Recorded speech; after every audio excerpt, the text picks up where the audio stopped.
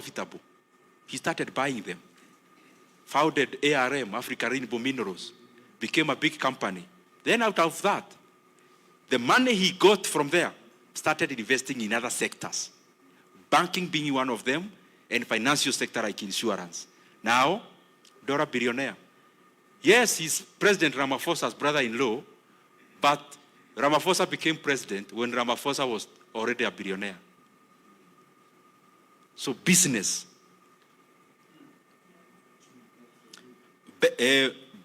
My brother from South Sudan. I actually had one of my classmates from University of Nairobi, was a gentleman who works in your finance ministry in South Sudan. And it's one of the countries I feel they deserve more than they are getting. You have so much wealth to go through the kind of hardships the citizens go through. And I'm not accusing anyone, that's the reality. I wish more better decisions could be made for South Sudan. Greed. You ask two things. Greed, how do you tame greed as a leader? Second, how do you end up getting elected? In Africa, we know people get bribes to elect people. In my second term as MP for the place I represent, Kiharu, I never put up one poster saying I want to vie. I didn't put up even one poster. The people told me, you'll make us agree if you put up a poster saying you want to run. We want to elect you without even a poster. That's what they did. Have you gotten? And it's not hurabalu or hubris. One person sent me a text, told me, our MP, we know you want to vie again. You'll have done a great mistake if you hang in a poster here in Kiharu. That man told me that. I never had his number, so I called him. I thought maybe he's working for opponents. Then I asked him, what are you telling me? He told me, I'm telling you, if you put up a poster, you will be very angry. Why are you putting that poster? So you think you don't know the work you've done? Don't put up any poster. I never put. So how do you tame greed? Greed, like all the other things we deal with as a human being, they are corrosive emotions that we have to deal with as human beings. Because we are inherently greedy. Because we are inherently self-seeking. We are inherently inward-looking. That's why when you get a job position, you'd rather call your brother.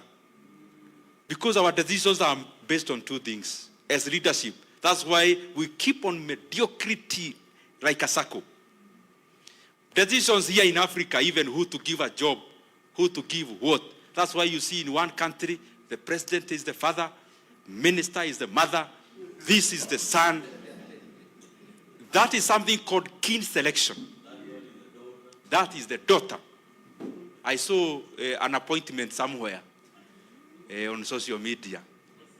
Let me not go there, because I need my brother to go back in peace. So, you have to tame this greed. Why? Me, after reading the Forbes list, I've never seen somebody listed there and their source of money is greed. And because I want to get wealthy, one of the ways to get wealthy is not to be greedy. It is to be creative. So I don't know whether I am saying anything.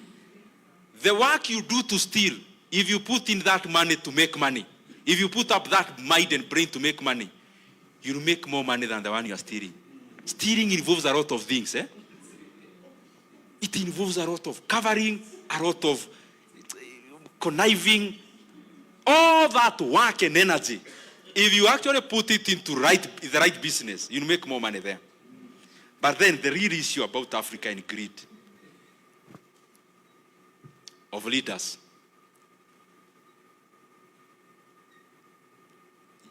Tell me here from this room.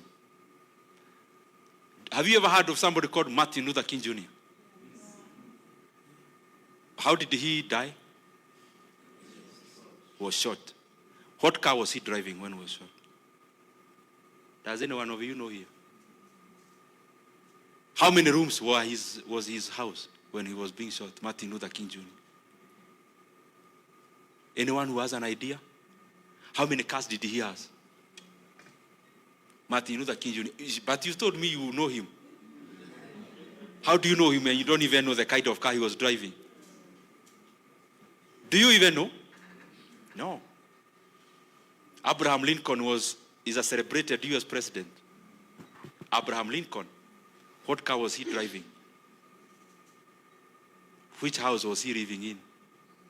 How much was his net worth? Okay. Mahatma Gandhi. You must have heard about Mahatma Gandhi from India. How much was his net worth? Which estate was he living in? Which car was he driving? No one cares. We don't care. We don't want to know even.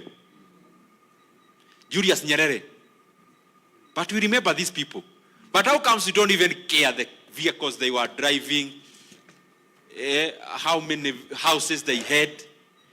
I'm not deviating from the fact that you have to look for money. I'm saying that don't look for money at all costs. Look, it's sweeter to have your money, which you don't have to keep on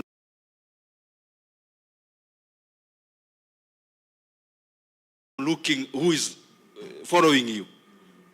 You are even able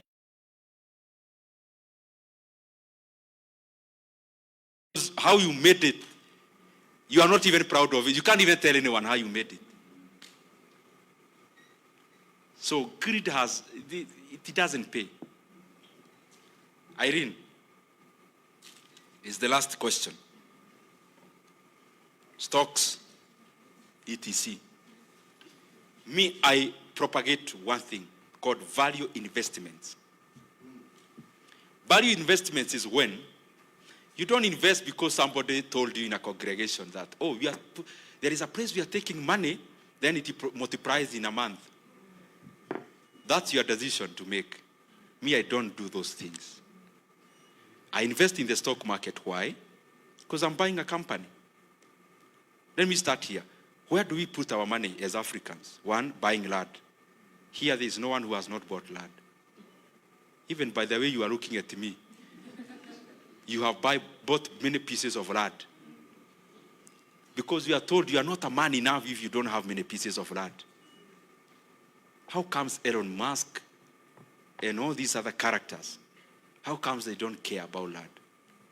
Because land should only count as a factor of production.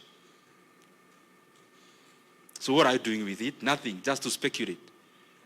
For how long can you speculate for land here in Kenya? When cities are the ones expanding, it's not the prices of land that is going up. It is the price that is going up. So you are likely to buy a piece of land today, you'll still sell it the same price the next 10 years. Why? Because that era when people could make multiples in land, a city like Gaborone, Nairobi was the same way we know it. But now it keeps on expanding. People are buying land, transferring agricultural land into the